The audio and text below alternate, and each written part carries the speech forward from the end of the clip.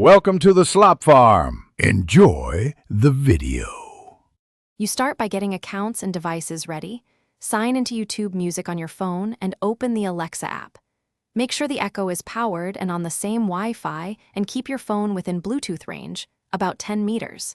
In the Alexa app, go to Devices, choose your Echo, then Bluetooth devices. Once there, tap Pair a new device. Alexa will begin scanning. This first step is quick, and it sets up the direct audio path for YouTube Music playback via Bluetooth. Now pair your phone to the Echo. Open your phone's Bluetooth settings, find the Echo device name, and select it to pair. You'll hear Alexa confirm, listen for the spoken, connected cue.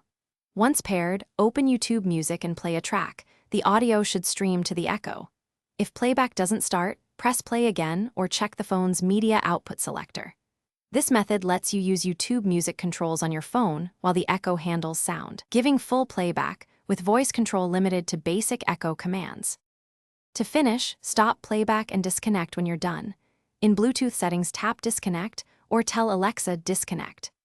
If you want voice control beyond play/pause, explore any available third-party skills or create Alexa routines that trigger phone actions, though native voice control for YouTube Music is limited. If you run into trouble, reboot the Echo and phone, forget the Echo in Bluetooth settings, and repair. And make sure both the Alexa app and your phone's OS are updated. One quick tip: toggling Bluetooth off and on often fixes pairing hiccups. Thanks for watching. Consider subscribing if we helped you today.